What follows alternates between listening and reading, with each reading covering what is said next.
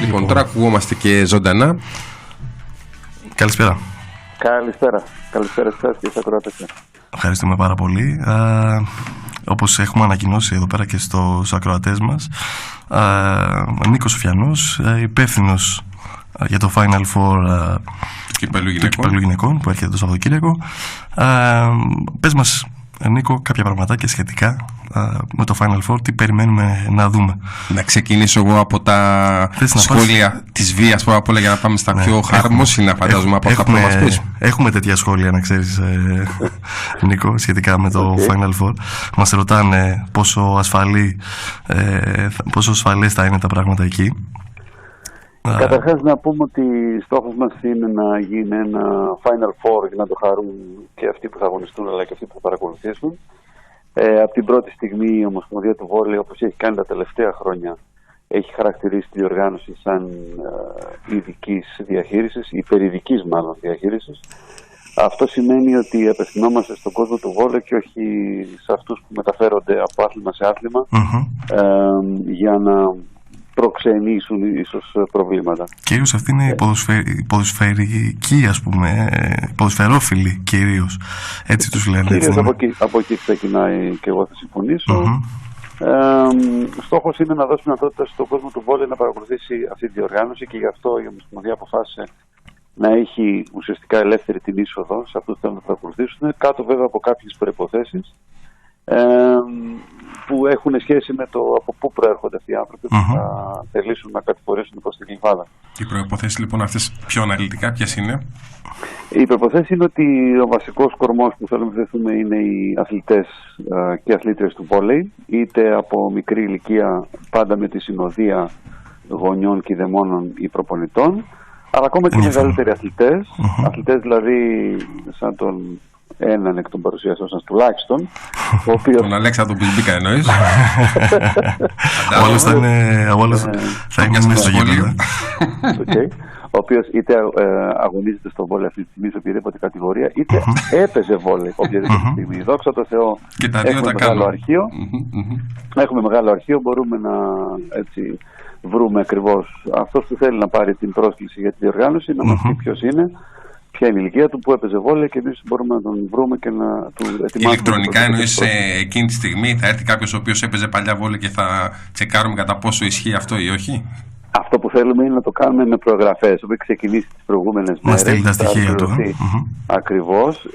Υπάρχει ένα email που απευθυνόμαστε στην Ομοσπονδία ή και τηλεφωνικά. Το οποίο είναι? Και το email είναι το αναπτυξιακό, όπως τα ακούμε στα αγγλικά φυσικά, papaki-volleyball.gr. Αναπτυξιακό papaki-volleyball.gr. Όλα είναι με I, με Y και XI. Και με Y, αναπτυξιακό, έτσι ακριβώς. Όπου εκεί όποιος θέλει να παρακολουθήσει την διοργάνωση μας λέει ποιος είναι ή ποια είναι, που έπαιζε βόλεϊ και εμείς το ετοιμάζουμε την πρόσκληση για τους αγώνες.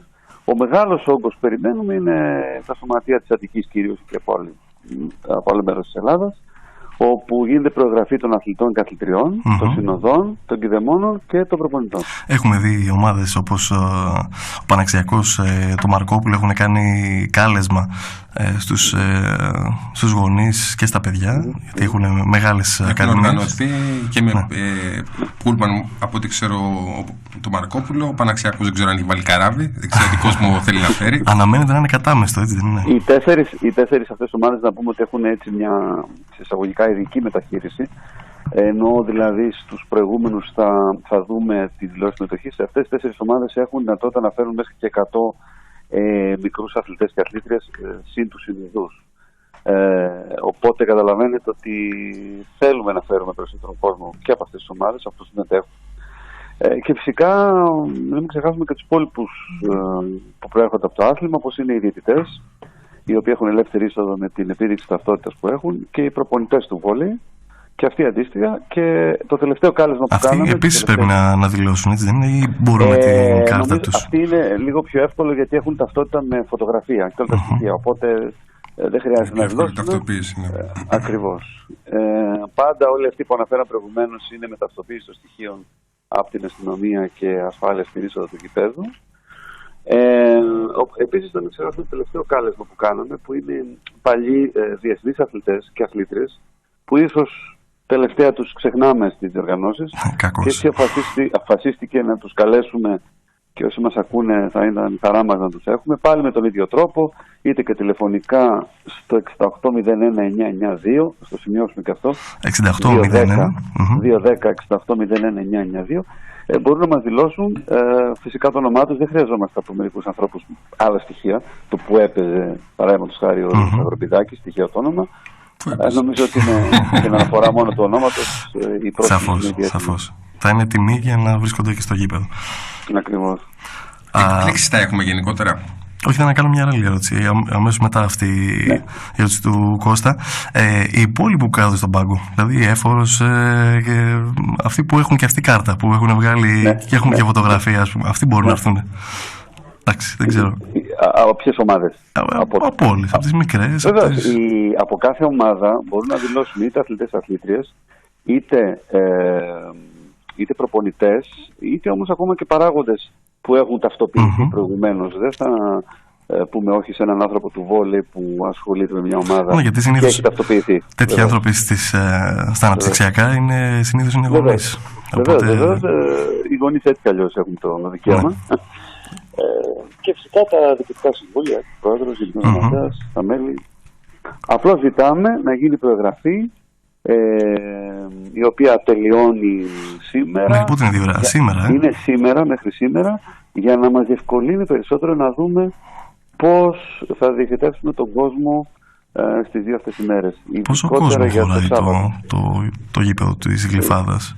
Το κλειστό γυμναστήριο της Γλυφάδας έχει 2.032 θέσεις, για την ακρίβεια. Και μέχρι στιγμής οι προεγγραφές πώς αυτή τη στιγμή δεν έχουν κλείσει λογικά, αλλά και σαφέστατα θα είμαστε έτοιμοι να αντιμετωπίσουμε και αιτήσεις της τελευταίας στιγμής, είτε κάποιος φίλος του βόλεϊ, πραγματικός φίλος που κατηφορήσει προς τη Γλυφάδα, θα έχουμε τη δυνατότητα να τον εξυπηρετήσουμε εκείνη τη στιγμή, αφού βέβαια μπορέσουμε να ελέγξουμε με την καλή έννοια ότι έχει πραγματικά έρθει για τον αγώνα βόλεϊ και για τίποτα άλλο. Επειδή μας ακούνε και αρκετοί γονείς, ήθελα να κάνω άλλη μια ερώτηση εγώ σχετικά με αυτό. Πόσο αυτό που είπαμε και πριν, την ασφάλεια των αγώνων, ειδικά στο ντέρμπι, ας πούμε, το μεγάλο των αιωνίων, που ενδεχομένως, δηλαδή πιστεύω ότι δεν θα έχουμε κάποιο πρόβλημα, αλλά οι γονείς πολλές φορές ρωτάνε ότι πάντα όποτε ακούνε τέτοια ονόματα. Όχι, ο αγώνας αυτός είναι τελείως διαφορετικός από τους προηγούμενους που μετέχει ο Ολυμπιακός και ο Παναθηναϊκός, μια και αναφέραμε αυτόν τον αγώνα, που πραγματικά είναι διαφορετικής επικινδυνότητας από τον άλλο ημιτελικό. Οι συνθήκες που ετοιμάζουμε θα είναι απόλυτες ασφάλειες, γι' αυτό θέλουμε να γεμίσουμε το γήπεδο με παιδιά, γονείς και συνοδούς. Κάθε ομάδα έχει πάρει μόνο 30 προσκλήσεις, σε αυτούς είναι και τα μέλη του ΔΣ, και πιστεύω ότι όταν το γενικότερο περιβάλλον δεν σε βοηθάει να κάνεις έκτροπα, δεν μπορείς και εσύ και να θέλεις να κάνεις, θα είναι κάτι μεμονωμένο και αμέσως θα φανεί μέσα στο συνολικότερο γήπεδο. Σωστά. Και ελπίζουμε και να δείξουμε και το καλό πρόσωπο και για τις υπόλοιπες διοργανώσεις που έρχονται στο μέλλον. Έχουμε το Final Four αντρών, το οποίο ακόμα δεν ξέρουμε. Έχουμε κάποιο νεότερο? Είμαστε στις τελικές διαπραγματεύσεις. Νομίζω αύριο. Δεν πιστεύω να γίνει στην Κύπρο. Η ανακοίνωση στην Κύπρο, όχι. Εντός της ελληνικής επικράτειας. Πώς να το ονομάσω προσεκτικά, μην παρεξηγηθούμε κιόλας. Της ελληνικής επικράτειας, αν και η Κύπρος είναι κατά μια έννοια και επικράτεια ελληνική. Αλλά θα ανακοινωθεί, πιστεύω, στην αυριανή ημέρα. Απομένουν κάποιες τελικές λεπτομέρειες για να δούμε και αυτό στις 18-19 Μαρτίου πού θα διεξαχθεί. Όπου θεωρητικά πάνω στο ίδιο σκηνικό και σκεπτικό θα γίνει. Ακριβώς το ίδιο, απλώς θα εξαρτηθεί το μέρος που θα γίνει. Αν θα είναι Αθήνα, Θεσσαλονίκη, κάποια άλλη πόλη δεν ξέρουμε, οπότε εκεί ανάλογα θα κινηθούμε και στην τοπική κοινωνία, όπως κάνουμε τώρα με την Αττική. Πέρυσι το αντίστοιχο, η Γλυφάδα έχει φιλοξενήσει και το κύπελο αντρών. Είχαμε κάποια διδάγματα τα οποία μας βοήθησαν να αποφύγουμε κάποια φετινά λάθη? Φυσικά είχαμε. Γενικά η περσινή διοργάνωση ήταν, κατά την άποψή μου, την προσωπική, πολύ επιτυχημένη σε συνδυασμό με άλλες τέτοιες διοργανώσεις, όταν έχουμε Ολυμπιακό και Παναθηναϊκό να μετέχει στην διοργάνωση. Είδαμε κάποια σημεία που θέλαμε βελτίωση. Πιστεύω ότι πέρσι υπήρχε και από αρκετό ίσως κόσμο, έτσι, η διστακτικότητα το να έρθουν στην Γλυφάδα, γιατί δεν ήξεραν ακριβώς τι θα συμβεί, και είναι κάτι το οποίο θέλουμε να το σβήσουμε αυτό. Να μην διστάσουν δηλαδή οι άνθρωποι να έρθουν στο πληθό της Γλυφάδας. Ξέρουμε τις επικινδυνότητες των ημερών. Δυστυχώς σε κάποια ορισμένα σωματεία η αντιπαλότητα επεκτείνεται σε οτιδήποτε αυτά τα σωματεία αγωνίζονται, αλλά ελπίζουμε ότι δεν θα μας αγγίξει αυτό. Και εμείς ελπίζουμε και είμαστε και σίγουροι και το φωνάζουμε από εδώ την εκπομπή μας, σε κάθε εκπομπή σχεδόν. Νέο ρεύμα μετά τις εκλογές λοιπόν τις τελευταίες, νέες ιδέες έχουν μπει στην Ομοσπονδία, κάποιο νέο το οποίο δεν έχουμε ακούσει ή που θα θέλαμε να ακούσουμε. Πώς τα βλέπουμε λοιπόν, εθνικές ομάδες παραδείγματος χάρη? Η αλήθεια είναι ότι ο χρόνος της νέας διοίκησης, και ειδικά αν σκεφτεί κανείς και το τρίμηνο σχεδόν τρίμηνο της διοικητικής απραξίας, δηλαδή το διάστημα Σεπτέμβριος-Δεκέμβριος, ήταν πολύ καθοριστικό στο να μην προλαβαίνει η νέα διοίκηση να κάνει πράγματα, γιατί έχει αντιμετωπίσει πράγματα που έρχονται από το παρελθόν. Που σημαίνει ότι η φετινή αγωνιστική χρονιά είναι περισσότερο χρονιά μιας σωστής διαχείρισης παρά ίσως κάποιων νέων ιδεών που θα πέσουν στο τραπέζι. Στρατηγικής και πλάνου. Άρα πιστεύω ότι για την επόμενη σεζόν θα δούμε κάποια πράγματα. Υπάρχουν κάποιες σκέψεις, ιδέες, σε ένα δύσκολο βέβαια περιβάλλον και κυρίως οικονομικό. Και πιστεύω ότι την επόμενη χρονιά κάποια πράγματα υπάρχει ελπίδα να αλλάξουν προς το καλύτερο πάντα. Μια και αναφέραμε στην αρχή της εκπομπής ότι ψιλοκαλοκαιριάζει, και μια και καλοκαιριάζει, τα γήπεδα του beach volley σιγά σιγά θα αρχίσουν να γεμίζουν. Όσον αφορά το beach volley, έχουμε κάποιο νεότερο? Το beach volley από την πλευρά του, που προσωπικά το θεωρώ έτσι το ισότιμο σε πολλά πράγματα παιδί της Ομοσπονδίας, γίνεται μια, να το ονομάσω, αναδιοργάνωση από την αρχή, και ετοιμάζεται πάλι το beach volley με νέα έτσι, διάστρωση, με μια προσπάθεια να φέρει κοντά στην Ομοσπονδία όλους τους ανθρώπους που ασχολούνται με το beach volley τα τελευταία τουλάχιστον 20 χρόνια, και ήδη έχει γίνει η προσπάθεια. Την Παρασκευή μάλιστα είναι και το πρώτο έτσι, συμβούλιο του νέου, το Εθνικό Συμβούλιο beach volley, όπου θα παρευρεθούν όλοι οι άνθρωποι που ασχολούνται με το άθλημα, και νομίζω ότι η οργάνωσή του γίνεται πάλι σε σωστά πλαίσια μετά από κάποια χρόνια έτσι, προβληματισμών. Πες το, μην κολλάς.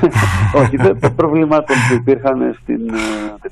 Η αλήθεια είναι ότι στο κομμάτι το αγωνιστικό υπάρχει ένα κενό μετά από την αποχώρηση όλων των αθλητών και κυρίως αθλητριών που είχαν κάνει μια σημαντική πορεία, οπότε τώρα στόχος μας είναι να βρει νέα πρόσωπα να μπορέσουν να κάνουν την πορεία που έκαναν οι προηγούμενοι.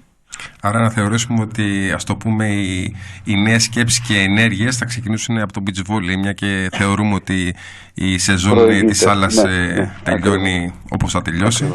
Ακριβώς. Και σωστά, κάτι τελευταίο για τις εθνικές ομάδες, μια και ακόμα έχουμε τις κρίσεις των προπονητών, δεν έχουμε... Εντάξει, αυτό είναι μες στο πλάνο, αυτό που μας είπες, Νίκο. Ναι, οι εθνικές ομάδες έχουν ένα δίμηνο, έτσι, οι μεγάλες εθνικές ομάδες των ανδρών γυναικών έχουν ένα δίμηνο Μαΐου-Ιουνίου με συμμετοχή στα προκριματικά του Παγκοσμίου Πρωταθλήματος του 2018 και τη συμμετοχή στο World League για τους άντρες, στο οποίο εκεί θα δοθεί η βαρύτητα, και τώρα γίνονται όλες οι τελευταίες ενέργειες να οργανωθεί οι εθνικές ομάδες από οργάνωση, προπονητές, staff, υποστήριξη, αυτά. Βέβαια μην ξεχνάμε τις μικρές εθνικές ομάδες που πάνε πολύ καλά. Οι κορασίδες έχουν προκριθεί στα τελικά του Ευρωπαϊκού Πρωταθλήματος τον Απρίλιο. Υπάρχει μια πρόκριση των παγκορασίδων που γίνεται τον Απρίλιο πάλι, που ο όμιλος προκριματικός θα γίνει στο Άργος.